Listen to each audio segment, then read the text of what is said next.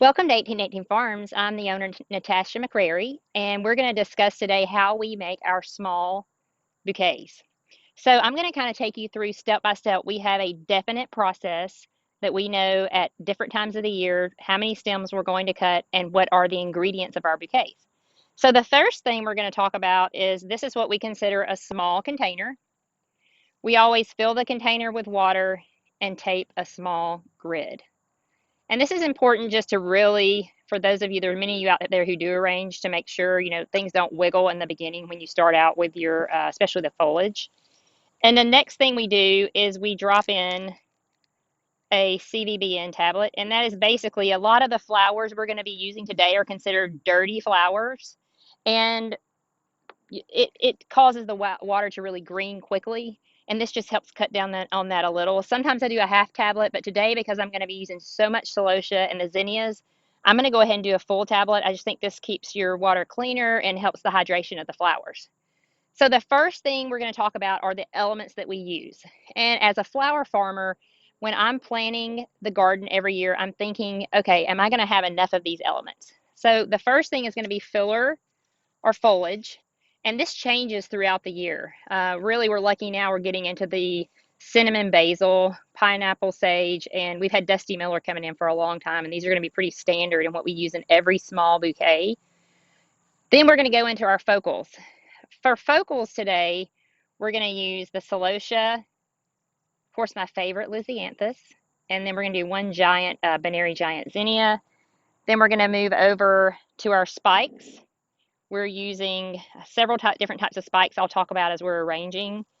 Our smaller disc shape, and then what I classify as air. And this just gives it a little whimsy and also helps your arrangement not look so tight. But the first step that we always do is going to be put in our filler. And I feel like the filler is what gives your vase it's the backbone to the vase.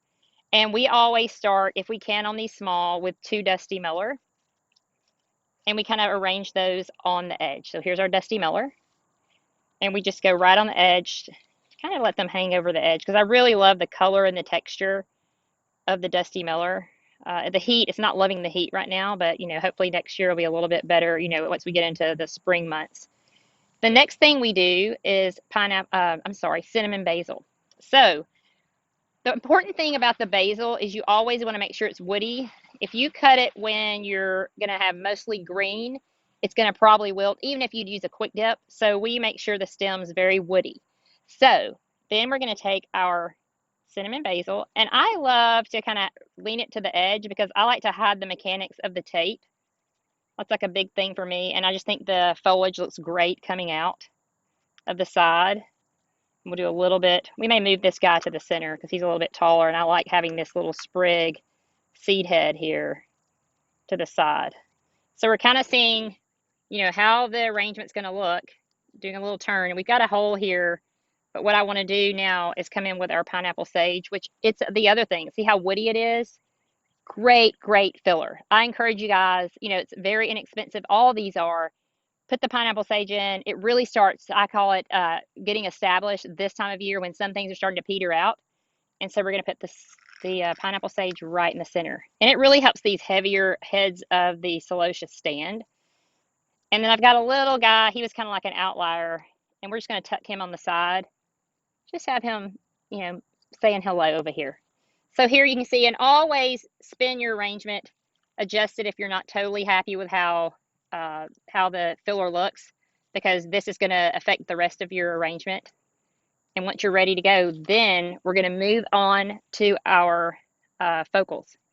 What we've done is we're kind of at the end of our first flush of Lysianthus, which is perfectly fine for me when you're building small arrangements because we're able to split these smaller stems that are at the very tip. And we're going to kind of build in with these. And today we've got yellow, lavender, few white, and my favorite is this really beautiful pink. We're going to kind of look in, and I love the center of this one. And as I'm doing that, I'm just tucking them in. I've already kind of cut the stems earlier. Another thing to just remind you, if you're not, a florist, is we always make sure we cut our stems at an angle, just so if they're resting on the bottom of the vase, you're not clogging their irrigation system. So we just kind of tuck in, continue to spin. I don't want him here because I've got a lavender here. I love when you have a little bit of the bloom at the top that hasn't opened. Now with the Lysianthus, once you cut that, it will never open. So you want to, for us in these, just have a little bit. He's peeping out. Just a little bit though, just adds interest. And we're just going to keep adding. I like to kind of spread the colors out. And if you've listened to us on the flower podcast, you'll know that I love Lysianthus. It's my favorite flower of summer. It's really the toughest flower that we grow here on the farm. I mean, you look at it, you think it's piping, like the icing piping on a cake, but it is tough. The vase life easily, we will get sometimes up to 10 days. Even I've got 14 before also. So we're still turning it. A lot of people will say, oh my goodness, you're really putting a lot of flowers in there. I like for our recipients to feel like they're having a lot of value in their bouquet. We have a lot in the field. You're cutting shorter stems, but I think it makes a statement when you really make them full. And then I'm going to look from here, and I have this really crazy fun celosia. He's losing a little seed, but look at the fan. It's a fan shape here. It's just a lot of interest when we like for our recipients of our bouquets to receive something they've never seen before. Because that, I think, we've talked about, like when you're continually learning about flowers, learning new things, it's just, you're more likely when they say, oh, so-and-so, I received this bouquet from 1818 Farms. So many unusual flowers I've never seen. Let me show you a picture. So we try to include a lot of things, what I would say, that are on the side of the unusual. And I like to tuck these larger ones just kind of into the side. And I may shorten him just a little bit. Let me switch it a little. Just because I want him just kind of peeping out of the top. Like he's just kind of like he's a surprise. He's kind of resting in here. Okay, then I want another focal here. We do a giant zinnia. Still spinning. We're pretty fast at this. I'm going slower with you guys. A lot of times what people ask me is, I can't believe you don't just send a wrap bouquet. You're using a vase every time. But I feel like we're so quick at this. We do it so many times that, it's just second nature to us. So we've got in our focals, we have in our filler, and now what I like to add in next is going to be our spikes. I pulled in a little bit of this Selway celosia. I love how we're going to read the yellows from the tips. And, you have to be careful at this time of year. It is starting to go a little bit to seed, but if you can tuck it down deeper in the vase, you can, your customer is not going to see that. But see, now you're kind of pulling in all the different colors. You're pulling in a little bit here from the zinnia, from the Lysianthus, and we're tucking them in. And I'm spinning. I do a lot of things in threes. You'll be able to see odd numbers, except for Lysianthus. And then when I'm using those, sometimes you never know what's going to happen with those. Okay. It's looking really nice. And don't be afraid when you're doing your arrangement to go back in, pull things, adjust it. Look, this happens a lot. Look, I didn't even have the stem in here. We laugh about this all the time. You're really going quickly and you're like, look, the stem's not even in here. So I'm going to take it, step back, look at it again, and kind of go from here and see what I want to do next.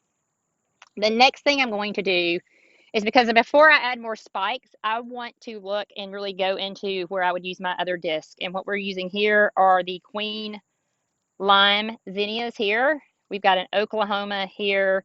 And these are some little tiny cut and come agains that someone gave me the seed for. And I really like those just because it's just a different size. And we're going to just lay these down.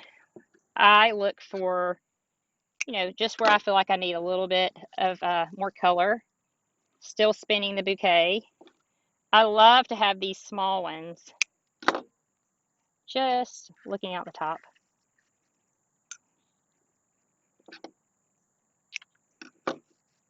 And like I said, the biggest mistake I see new people who are doing arranging is they don't spin their container, and they get that it's not, you want your arrangement to be beautiful from any side that if you have it in display. And we're going to tuck this little guy, this Oklahoma, in here at the top. Okay. So it's looking really full now. It's looking beautiful, but I still want it to, add a few more things to it. And before I move into more spikes, I'm going to go into Azure Atom. I will say I've grown Azure Atom for years. This year, it's probably been one of our most used flowers. You really want to harvest it right as it's starting to open. These are a little bit more open, but they still will have a great vase life. But these are great for dried flowers also. I like the blue. You don't have a lot of blue flowers at this time of year, and it just pulls your eye, uh, away from. You have so many pinks, it kind of breaks it up for you. And we're still adding in, and this is going to give me a little bit of height. I classify the Azure Atom as air, and kind of like a touch of whimsy, as I was saying earlier. And this one's not in fives. I'm not sure. I think I just ended up with 4, but I think it's still going to look great. And you notice I'm still spinning the bouquet, trying to decide where we need this the most. And I think we want him back here. A lot of this is trial and error. I've done hundreds, probably thousands of bouquets, and you just get faster and better at it. So the next step that I'm going to, the process in this bouquet is I'm going to continue adding what I call spikes, and this is going to give me a little bit of height.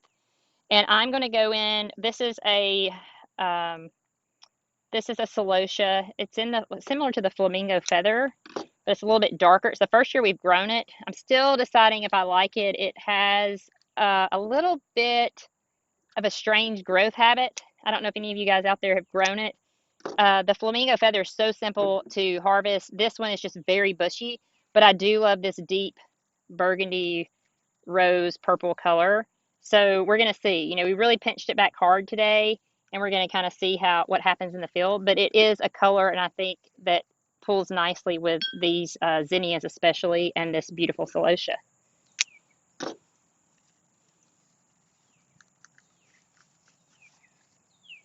We may adjust him a little. Okay, now we're going to go into the Flamingo Feather, which I love, and you can probably hear here. It dries beautifully, and it also, as it opens, you have that it's kind of changes color. It looks like a soft pink, but then look how it pulls into the more fuchsia here. And I'm looking here, I need more height towards the top. I like to use also, one thing we didn't cut today because it's a little bit lower, is a great perennial to add into your garden is Veronica Schuyler. It's only been in the United States a few years. There is Veronica, but the growth habit of it is wonderful. It's wonderful long stems. It starts blooming here in 7A and early June and continues to go. We're at a little bit of a lull because we're in around 100 degrees right now. So I'm still looking, kind of deciding where I want these last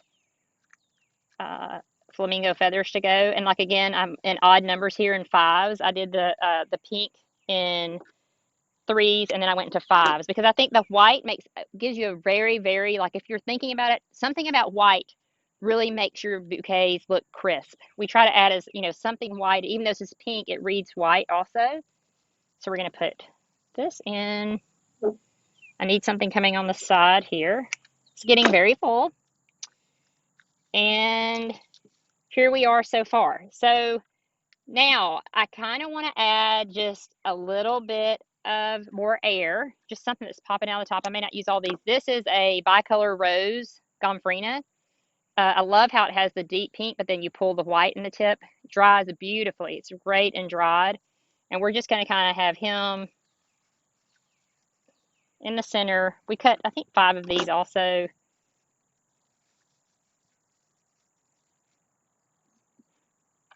And like I said, we sort of know a recipe. Like, we know if we go to the computer this morning and we pull it up and we have X number of bouquets, it's very simple for us to know how many of each variety we're going to need. What are we going to use as the focal? And a lot of people ask me, and we touched on this earlier, why do you not sell the wrapped bouquets to your customers? Our delivery radius is about a 45-minute to an hour, probably 45 minutes radius. I don't necessarily know. I think they transport better, the system we use, when they are in vases. I think the customer, especially if you're going to consider yourself a farmer florist, rarely do you receive from a florist paper wrapped bouquets. What you want to do is, I think it's just all value added, and I'll tell you a few other things towards the end that we do as well. So right now, Cosmos are really coming in strong. We are going to, this would be considered a disc, but really when you cut a Cosmo, the appropriate time to cut the Cosmo is going to be as soon as the bud is cracking open, and it's going to continue to open. So we're just going to put a few of these in here, coming out from the top. We're going to see how we like him, just in a few areas. This is totally, maybe you could, at this point, the arrangement could be full, but I'm going to go ahead and just put a few more Cosmos that are getting ready to open. So when you're arranging, what we do is we offer 3 sizes. This will be considered our small bouquet. We have a medium, a large, and an extra large. So we do offer different sizes. One of the things we offer, I think it's very important to be personable with your customers.